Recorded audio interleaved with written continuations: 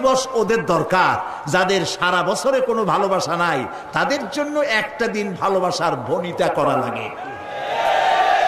আমার লাগে না, কারণ আমার জন্মই হয়েছে ভালোবাসার মধ্য দিয়ে। আর দ্বীন ওয়ান নাসিহা, ইসলাম মানেই হলো ভালোবাসা। সুবহানাল্লাহ কও। ইসলাম মানেই হচ্ছে ভালোবাসা। আমার জন্য আলাদা কোনো ভালোবাসা দিবসের দরকার নেই। ওই সেই ৯৭-তে ওই হুজুররা যখন ক্ষমতায় ছিলেন সেই সময় বিশ্ব ভালোবাসা দিবস পালন করতেছে। কি ভালোবাসা দিবস? কলেজ বিশ্ববিদ্যালয়ের ছাত্র ছাত্রীরা সরোয়ার্দী উদ্যানের গাছের গোড়ায় বসে গেছে, সব জোড়ায় জোড়ায় বাকবাকুম পায়রা। বিশ্ব ভালোবাসা। এক মন্ত্রী ঢাকা বিশ্ববিদ্যালয়ের টিএসসি মিলনায়তনে বক্তৃতা করলেন, বিশ্ব ভালোবাসা দিবসে আজ আমি ঘোষণা করতে চাই বিল ক্লিনটন মনিকা প্রেম অমর হোক। মন্ত্রী বললেন। আমি পার্লামেন্টে ধরলাম তাকে, বললাম মাননীয় স্পিকার, বিল ক্লিনটন তার মেয়ের বয়সী মনিকার সাথে যে কাজটা করেছে সে কাজের জন্য বিল ক্লিনটন নিজেই অনুতপ্ত। টিভি এবং রেডিওর মাধ্যমে গোটা জাতির কাছে ক্ষমা চেয়েছে। আর হিলারির পাও রাতের বেলায় কতবার ধরেছে হিলারি আর তিনিই জানেন। যে অপরাধের জন্য তিনি নিজে অনুতপ্ত, সেই অপরাধের বিষয়টা নিয়ে একটা মন্ত্রী কতটা চারিত্রিক দিক থেকে হীনমন্য হলে ছাত্রছাত্রীর সামনে বলতে পারে বিল ক্লিনটন মনিকা প্রেম অমর হোক। বললাম মাননীয় স্পিকার, একদিকে নাচুনে বুড়ি, আরো যদি পায় ঢোলের বাড়ি, তাহলে অবস্থাটা কোথায় গিয়ে দাঁড়ায়? আমার দেশে, মুসলমানদের দেশে বিশ্ব ভালোবাসা দিবসের কোনো প্রয়োজন নাই। বিশ্ব নারী দিবস পালন করা, বিশ্ব কন্যা দিবস পালন করা ওদের দরকার যার দেশে নারীর কোনো মর্যাদা নাই, যেখানে কন্যার কোনো মর্যাদা নাই, যেখানে মাতৃত্বের পিতৃত্বের মর্যাদা নাই, সেখানে প্রয়োজন। আমার দেশে প্রয়োজন নাই। দিবস পালন করতে করতে এখন কিসব দিবস পালন করতেছে। কালকের পত্রিকায় দেখলাম বিশ্ব পায়খানা দিবস।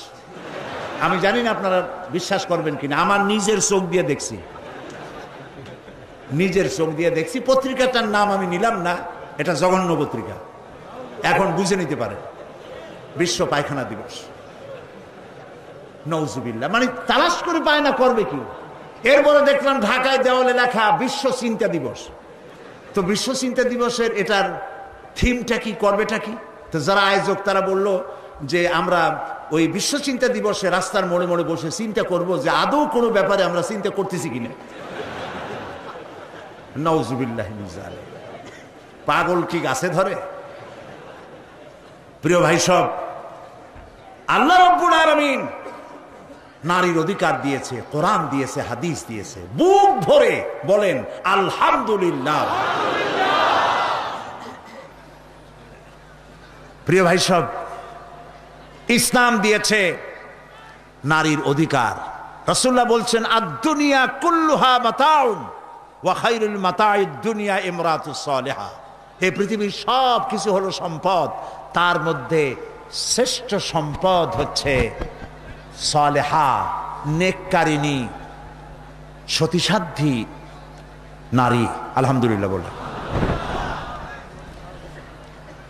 আল্লাহর নবী বলেন আমার কাছে তিনটি জিনিস প্রিয়, নামাজ আমার কাছে প্রিয়, সুগন্ধ আমার কাছে প্রিয়, আর স্ত্রী আমার কাছে প্রিয়। সুবহানাল্লাহ, এই তিনটি জিনিস আমার কাছে প্রিয়। আপনার স্ত্রীকে আপনি তো এই জন্য তাকে সম্মান করবেন, ভালোবাসবেন, অনেক কারণ আছে। একটা কারণ তো এই, যেই রাস্তা দিয়ে আপনি জাহান্নামে যেতেন সেই রাস্তায় আপনার স্ত্রী প্রহরীর মতো রাত দিন দাঁড়িয়ে আছে, সেখানে ব্যাখ্যা দেওয়ার কোনো প্রয়োজন নেই। সুতরাং আপনার স্ত্রীকে আপনি ভালোবাসবেন এবং তাকে আপনি সম্মান দিবেন। ইসলাম নারীকে অর্থনৈতিক অধিকার দিয়েছে, বলেছে ফাতুহুন্না উজুরাহুন্না ফরিদা, ফরজ রূপী দায়িত্ব হিসাবে মহারণার টাকা আদায় করে দাও। এখন মহারণার টাকা আদায় করা হয় না, এখন বিবাহ মজলিসগুলিতে বলা হয় মহারণা কত? মহারণা হচ্ছে 21,21,101 টাকা, 11,11,101 টাকা। একটা 1 টাকা থাকা লাগবে। কোথায় পাইছেন এটা? একটা 1 টাকা থাকা লাগবে। আর এই যে মহারণা বাঁধা হয়, এই মহারণার টাকা আদায় করা অধিকাংশ ক্ষেত্রে আদায় করা হয় না। কথা ঠিক কিনা? কথা ঠিক কিনা? বরং উল্টা মহারণা আদায় করে নেয়। কারণ বলেন পাত্রপক্ষ।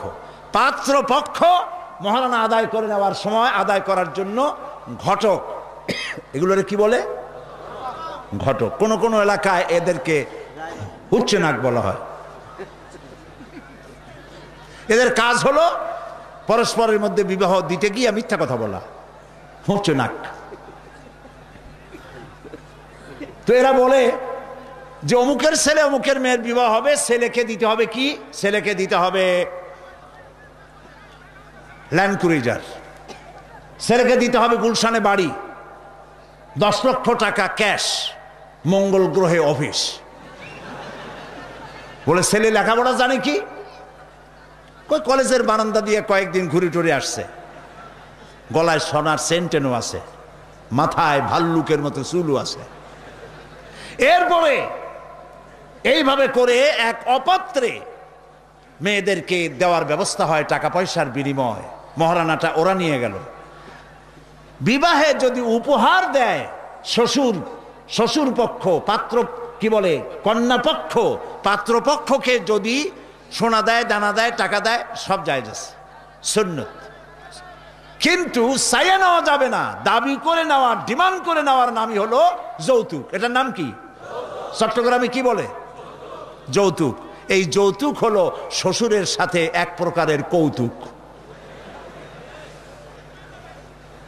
এইভাবে করে সাইয়া টাকা আদায় করা হারাম। সাইয়া টাকা আদায় করা কি? আজকের এই বিশাল তাফসীরুল কোরআন মাহফিলে আমি জানতে চাই যে এই যাদের ছেলে আজ পর্যন্ত বিয়ে দেন নাই, বিবাহ দিতে গিয়ে কন্যা পক্ষের কাছ থেকে হারাম সাইয়া যৌতুক আদায় করে ছেলে বিয়ে দিবেন না, এই রকমের লোক ওয়াদা করতে পারবেন না? মনে করবেন এই কথা যে আল্লাহ মাহফিলে আজকে আসলাম কেন? আচ্ছা দেখি তো, যারা ছেলে বিয়ে দেন নাই তারা ওয়াদা করবেন এই কথা বলে যে আমার ছেলে বিবাহ দিতে গিয়ে যৌতুক 1 পয়সাও, 1 থেকে নিয়ে 1000 কোটি যা হোক, যৌতুক চাইবো না, বিনা যৌতুকে ছেলে বিবাহ দেব। কারা কারা দেবেন? ছেলেওয়ালারা হাত তোলেন তো। ও মাশাআল্লাহ, বাচ্চা পোলাপান হাত উঠেছি কি কামে? তোমরা তো মা ভাও নাই এখন। হাত নামান। জি, ভবিষ্যতে হাত নামান, হাত নামান। আলহামদুলিল্লাহ বলেন। যৌতুক এক সামাজিক ব্যাধি, এই ব্যাধি বন্ধ করতে হবে এবং চট্টগ্রাম থেকেই এটার আন্দোলন শুরু হবে ইনশাআল্লাহ। বলেন ইনশাআল্লাহ। প্রিয় ভাই, সব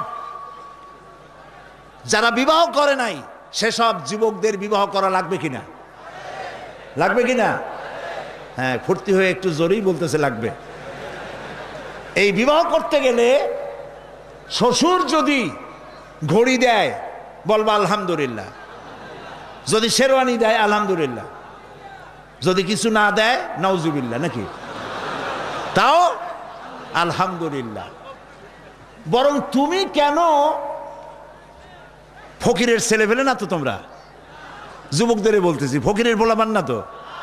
তো বউ ওই কি বলে, যারে বিবাহ করবা সেই শ্বশুর বাড়ির টেলিভিশন না হইলে দেখা যাবে না তুমি কি খয়রাতির পোলা।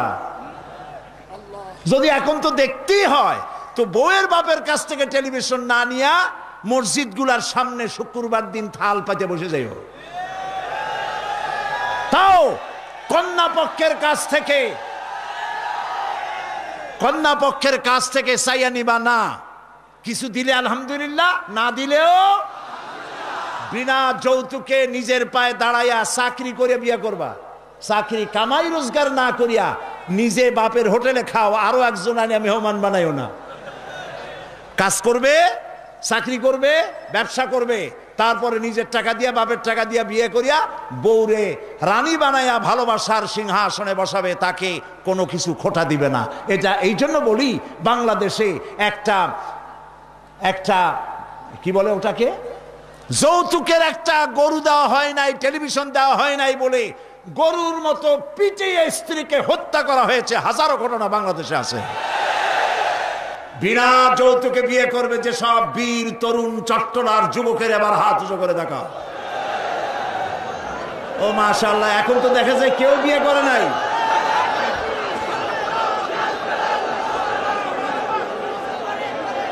আচ্ছা হাত নামান, হাত নামান, আলহামদুলিল্লাহ বলেন, হাত নামান।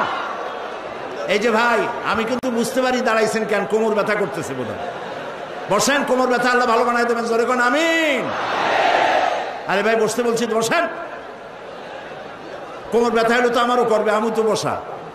বসেন, সবাই বসেন।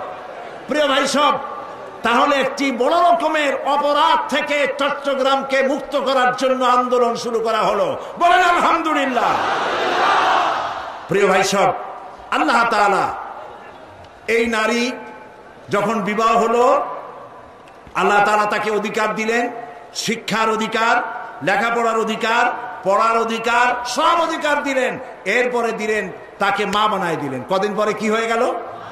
মা হয়ে গেল। সুবহানাল্লাহ। এখন কিন্তু ইজ্জত আরো বাড়লো। মা হওয়ার পর ইজ্জত কি হইল? আরো বেড়ে গেল। আল্লাহর নবীর কাছে প্রশ্ন করা হয়েছে। এক সাহাবী এসে বলছেন, সালা রাজুলুন ইয়া রাসূলুল্লাহ মান আহাক্কুন নাস বিহুসনি সাহাবাতি ক্বালা উম্মুক ক্বালা সুম্মা মান ক্বালা উম্মুক ক্বালা সুম্মা মান ক্বালা উম্মুক ক্বালা সুম্মা মান ক্বালা আবুক। সুবহানাল্লাহ। একজন এসে নবীজির কাছে প্রশ্ন করলেন, ইয়া রাসূলুল্লাহ, মানুষের ভিতরে আমি কার যত্ন করব, কার খেদমত করব, কার সাথে ভালো ব্যবহার করব, আমার কাছে সব থেকে ভালো ব্যবহার কে পেতে পারে? নবীজি বললেন, তোমার মা। সাহাবী প্রশ্ন করলেন, তারপরে কে? রাসূলুল্লাহ বললেন, তোমার মা। তারপরে কে? তোমার মা। তারপরে কে? তোমার পিতা। পিতার চাইতে মায়ের মর্যাদা আল্লাহ পাক কয় গুণ বাড়ালেন? সবাই বলেন কয় গুণ? 3 গুণ আল্লাহ বাড়ায় দিলেন। আল্লাহ রাব্বুল আলামিন কোরআনের কারীমের ভিতরে বলেছেন, ওয়াকাদা রাব্বুকা আল্লা তা'বুদু ইল্লা ইয়াহু ওয়া বিল ওয়ালিদাইনি ইহসানা। তোমার রবের পক্ষ থেকে চূড়ান্ত ফয়সালা হয়েছে যে আল্লাহর ইবাদত করার পর মা বাপের ইহসান করবে। সুবহানাল্লাহ। আর আমার দেশের লোকেরা কি করে লক্ষ্য করতেছেন আপনারা? আল্লাহ বলেন কি আর বান্দারা করে কি? আল্লাহ বলছেন মা বাপের খেদমত করো।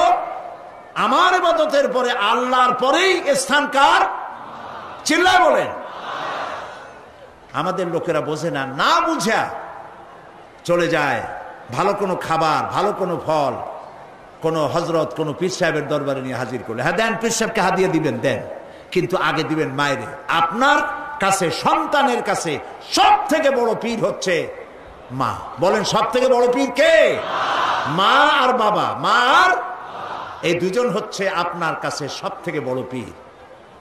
পীর সাহেবের দোয়া কবুল হবে কি হবে না, আলেম সাহেবের দোয়া কবুল হবে কি হবে না, সন্দেহ আছে। 50-50, দোয়া কবুল হইলেও হইতে পারে, না হইলেও না হইতে পারে।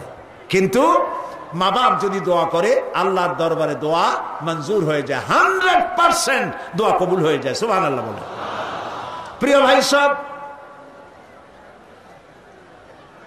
আল্লাহ রাব্বুল আলামিনের নবী বলেন, মা বাবা যখন দোয়া করে সন্তানের জন্যে, যখন দোয়া করে, বন্দুক দিয়া গুলি করলে সেই গুলি তার লক্ষ্য বস্তুর কাছে যেতে যত না দেরি হয়, মা বাপের দোয়া বা বদদোয়া আল্লাহর দরবারের থেকে দ্রুত গতিতে চলে যায়। মাকে খাওয়াও। বুড়া মা আছে না? বলেন আছে না?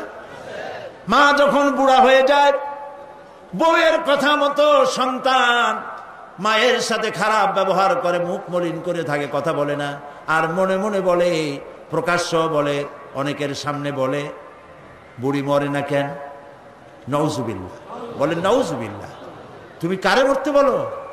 কারে মরতে বলো? তোমার মা তোমার যখন অসুখ হয়েছে, যত্ন করেছি, বুকের সাথে আগলায় ধরেছে, সারা রাত শিয়রে বসে বসে, বিদ্যুৎ ছিল না ঘরে, কেরোসিনের ল্যাম্প জ্বালায়া, চেরাগ জ্বালায়া কোরআন শরীফ তেলাওয়াত করেছে। আর শেষ রাতি দুইখানা হাত রব্বুল আলামিনের দরবারে তুলে দিয়ে কেঁদেছে, রব্বুল আলামিন, আমার বাঁচাধনকে আমার জীবনের বিনিময় আল্লাহ তুমি বাঁচাইয়া দাও। যে মা বললেন আমার জীবনের বিনিময় আমার ছেলে তুমি বাঁচাও, মেয়েরে বাঁচাও, সেই ছেলে বড় হইয়া বউয়ের পাগল হইয়া বলে বুড়ি মরে না কেন? নাউজুবিল্লাহ, নাউজুবিল্লাহ। মাকে সম্মান করুন, মাকে ভালোবাসুন।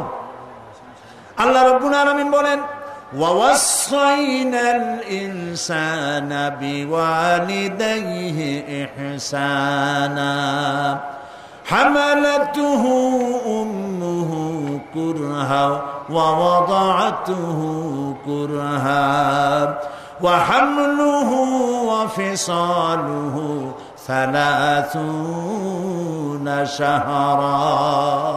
আমি সমগ্র মানব গোষ্ঠীকে উপদেশ দিচ্ছি, তোমরা তোমাদের ওসিয়ত করছি, তোমরা তোমাদের মা বাপকে সম্মান করো। তোমার মা তোমাকে গর্ভধারণ করেছে অত্যন্ত কষ্টের সাথে, ডেলিভারি করেছে অত্যন্ত কষ্টের সাথে, আর 30টা মাস বুকের দুধ দিয়ে তোমারে মানুষ করছে। সুবহানাল্লাহ, সুবহানাল্লাহ। প্রিয় ভাই সব, মা বাপ যদি হাত তোলে, চোখ দিয়া পানি পড়ে, দোয়া কবুল হয়ে যাবে। সুবহানাল্লাহ। এই যে হযরত বায়েজিদ বুস্তামি